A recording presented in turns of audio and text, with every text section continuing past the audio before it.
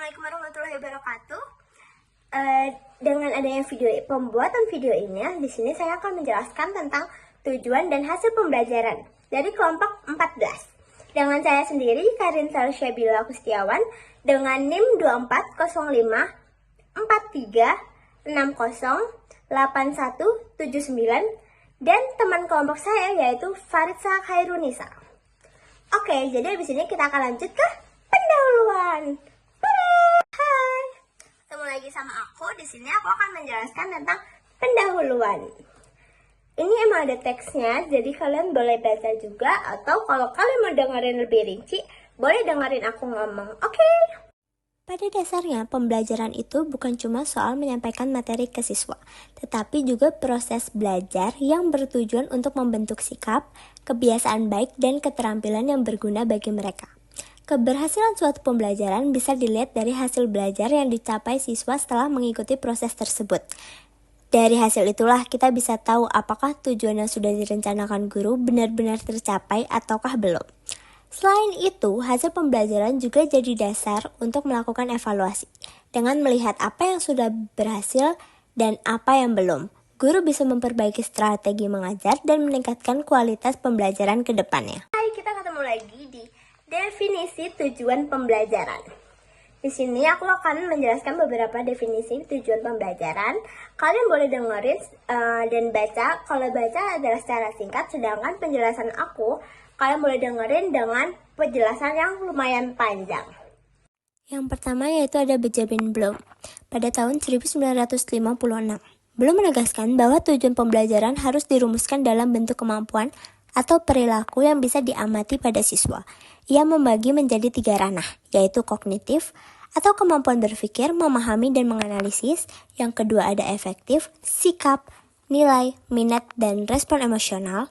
Yang terakhir yaitu ada psikomotorik, keterampilan fisik atau gerak. Intinya, tujuan pembelajaran harus jelas terlihat dari apa yang bisa dilakukan siswa setelah belajar. Yang kedua yaitu ada Robert F. Meagher pada tahun 1962. Meagher menekankan bahwa tujuan pembelajaran yang baik harus menjawab 3 komponen utama, yaitu perilaku, apa yang harus dilakukan siswa. Kedua, kondisi, situasi atau syarat ketika siswa menunjukkan kemampuan itu. Yang ketiga yaitu kriteria, ukuran atau standar untuk menilai apakah siswa berhasil. Jadi tujuan pembelajaran ini tidak boleh abstrak, tapi harus spesifik dan terukur. Untuk yang ketiga yaitu ada Grunwald pada tahun 1985. Grunwald mengusulkan bahwa tujuan pembelajaran perlu disusun dalam 2 tingkatan, yaitu tujuan umum, gambaran kemampuan luas yang ingin dicapai, dan tujuan khusus, rincian lebih konkret dengan apa yang harus ditujukan siswa. Pendekatan ini membantu guru menyusun pembelajaran dari yang bersifat umum ke detail. Yang keempat yaitu ada Winkel pada tahun 2009. Winkel menekankan bahwa tujuan pembelajaran berfungsi sebagai pedoman bagi guru. Tujuan ini menjadi dasar dalam merencanakan pembelajaran, melaksanakan proses belajar mengajar, serta melakukan evaluasi. Dengan tujuan yang jelas, pembelajaran akan lebih terarah. Yang terakhir yaitu Anderson dan Caldwell pada tahun 2001. Kedua tokoh ini memperbarui taksonomi Bloom agar lebih relevan dengan perkembangan pendidikan. Mereka menambahkan 2 dimensi, yaitu dimensi pengetahuan seperti fakta, konsep, prosedur, dan metakognisi. Yang kedua yaitu dimensi progres kognitif, yaitu meningkatkan, memahami, menerapkan, menganalisis, mengevaluasi, dan menciptakan. Model revisi ini memberikan cara pandang yang lebih lengkap dalam merumuskan tujuan pembelajaran. Selain di definisi tujuan pembelajaran tadi, ada juga fungsi tujuan pembelajaran. Dari nomor 1 sampai dengan 4. Kalian boleh lihat atau juga boleh dengerin, kayak di slide sebelumnya. Tadi aku juga bilang boleh lihat, boleh baca, atau mau dengerin juga boleh. Dua-duanya juga boleh. Fungsi tujuan pembelajaran yang pertama yaitu memberi arahan dan pedoman pembelajaran. Tujuan pembelajaran berfungsi sebagai kompas yang menunjukkan kemana proses belajar harus diarahkan. Guru dan siswa jadi tahu apa yang harus dicapai di akhir pembelajaran. Yang kedua yaitu dasar penyusunan kurikulum dan evaluasi. Tujuan yang jelas membantu guru menyusun materi, aktivitas, serta alat evaluasi. Evaluasi juga jadi lebih terarah karena mengukur ketercapaian tujuan yang telah ditetapkan. Yang ketiga yaitu meningkatkan motivasi belajar siswa. Saat siswa memahami tujuan pembelajaran, mereka lebih semangat karena tahu manfaat dan alasan mengapa materi tersebut penting dipelajari. Yang keempat, yaitu membantu pemilihan metode dan strategi mengajar. Dengan tujuan yang spesifik, guru bisa memilih metode yang paling tepat, apakah diskusi, eksperimen, proyek, ceramah, atau kombinasi, agar tujuan dapat tercapai secara efektif. Selanjutnya juga ada klasifikasi tujuan pembelajaran, yaitu ada kognitif, afektif, serta psikomotorik. Aku akan jelasin satu-satu, tolong kalian dengerin ya. Ranah kognitif mencakup kemampuan berpikir dan penguasaan pengetahuan. Awalnya Bloom membaginya menjadi pengetahuan, pemahaman, penerapan, analisis, sintesis, dan evaluasi. Kemudian Anderson dan Cradwell merevisinya menjadi mengingat, memahami, menerapkan, menganalisis, mengevaluasi, dan mencipta agar lebih sesuai dengan kebutuhan pelajaran masa kini. Yang kedua ada ranah efektif. Berkaitan dengan sikap, minat, dan nilai, perkembangannya meliputi 5 tahap, yaitu menerima, menanggapi, menghargai, mengorganisasi, dan mengintegrasi nilai. Ranah ini menekankan bagaimana siswa membangun dan menunjukkan sikap positif dalam proses belajar. Yang terakhir yaitu psikomotorik berhubungan dengan keterampilan fisik dan koordinasi gerak. Simpson membaginya ke dalam beberapa tahap. Persepsi, kesiapan, gerak terbimbing, mekanisme, respon kompleks, adaptasi, dan orisinalitas. Ranah ini menggambarkan perkembangan keterampilan dari kemampuan dasar hingga mampu menciptakan gerakan baru. Terus selanjutnya adalah urgensi perumusan tujuan yang jelas. Urgensi perumusan tujuan yang jelas ada 4 kayak di atas. Kalian lihat dan baca dulu, abis itu dengerin aku ngomong. Yang pertama yaitu menentukan arah pembelajaran dan evaluasi. Tujuan yang jelas itu seperti peta, guru jadi tahu harus mengajar ke arah mana dan evaluasinya pun bisa disesuaikan sehingga hasil belajar siswa dapat diukur dengan tepat. Yang kedua yaitu ada menumbuhkan motivasi siswa. Kalau siswa tahu apa yang ingin dicapai, mereka jadi lebih semangat. Tujuan yang jelas membantu mereka paham. Aku belajar ini buat apa sih? Yang ketiga yaitu ada menjamin akuntabilitas dan keterukuran hasil belajar. Tujuan yang jelas membuat proses belajar bisa bertanggung jawab. Guru, siswa, dan pihak sekolah bisa melihat apakah pembelajaran berjalan dengan sesuai target. Dan yang terakhir mendukung prinsip SMART. Tujuan yang baik harus memenuhi unsur SMART yaitu spesifik atau jelas apa yang ingin dicapai, measurable yaitu bisa diukur, accessible, realistis dan dapat dicapai, relevan sesuai kebutuhan, dan time bound ada batasan waktu pencapaiannya. Penjelasan selanjutnya akan dijelaskan oleh teman saya Faridsa. Waktu dan tempat dipersilakan. Perkenalkan, saya Faridsa Horinisa dengan NIM 2405436081135. Mari kita lihat bagaimana implementasi tujuan pembelajaran. Tujuan pembelajaran bukan sekedar penyataan formal, melainkan arah yang memandu seluruh rangkaian kegiatan belajar.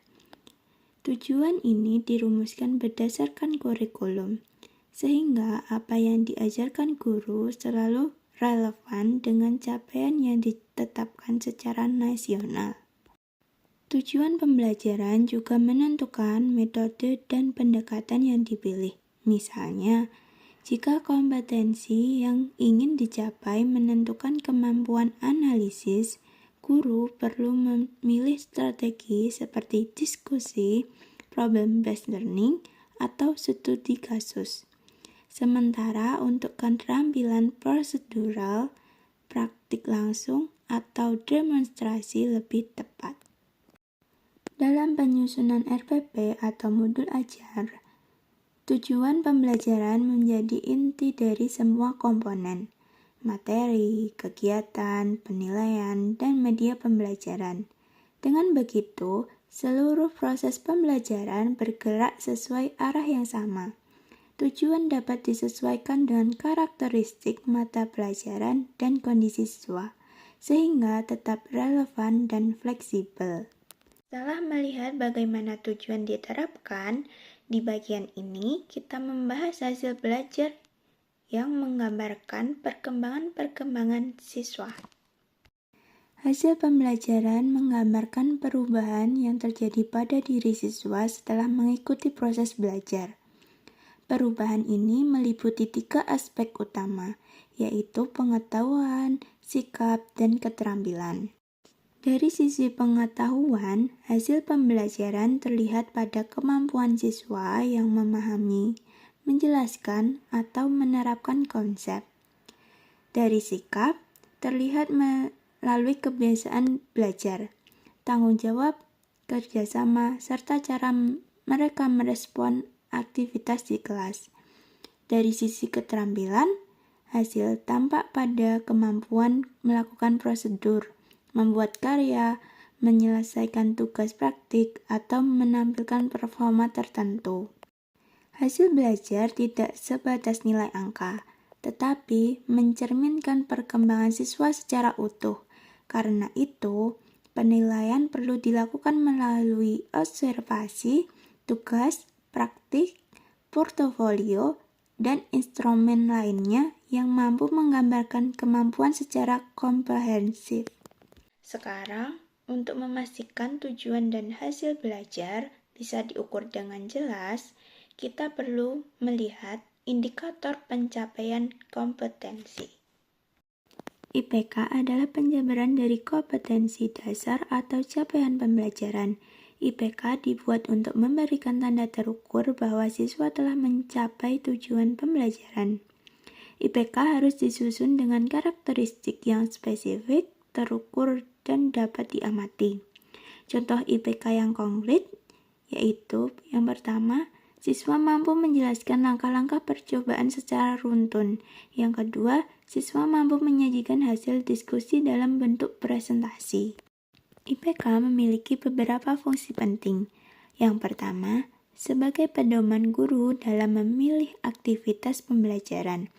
Yang kedua, sebagai dasar penyusunan instrumen penilaian. Yang ketiga, memberikan kejelasan kepada siswa mengenai kompetensi yang harus dicapai.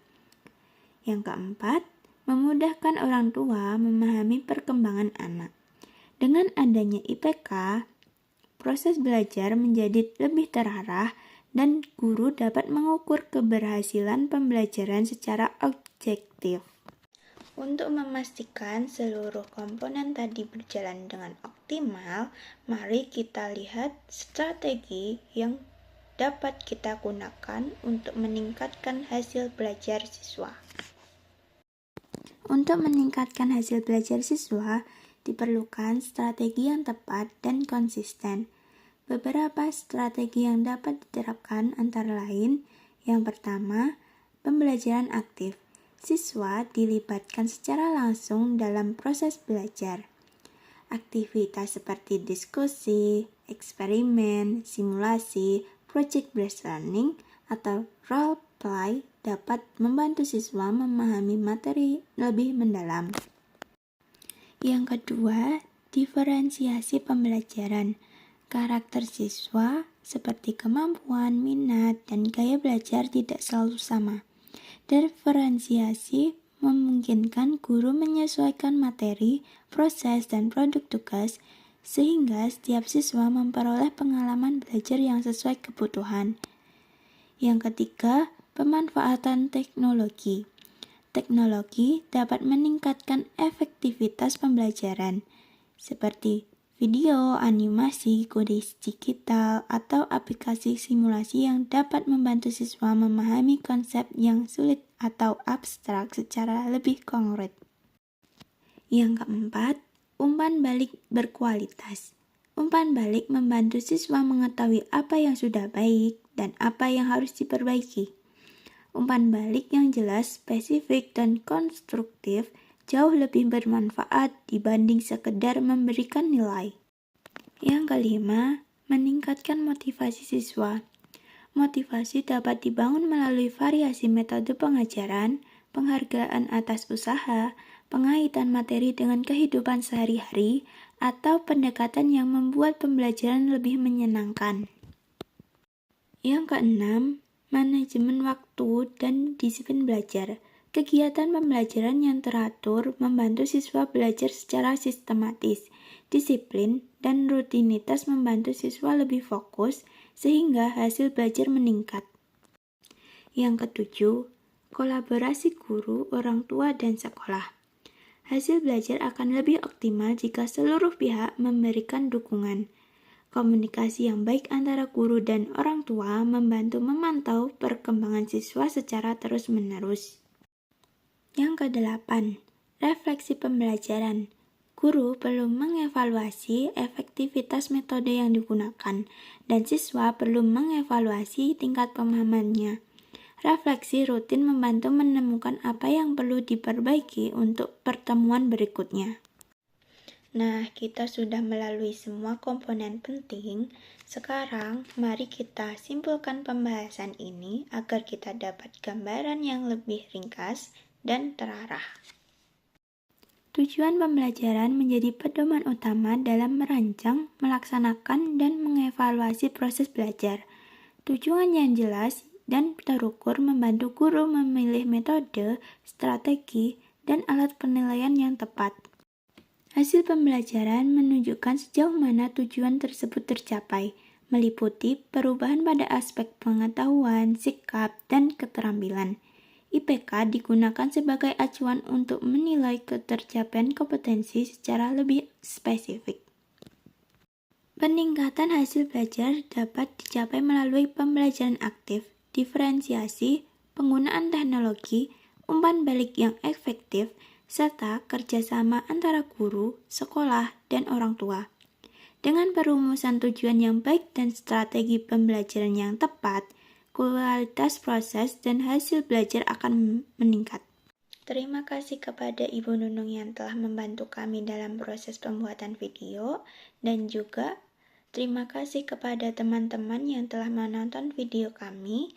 Semoga apa yang telah kami sampaikan dapat bermanfaat ke depannya. Wassalamualaikum warahmatullahi wabarakatuh.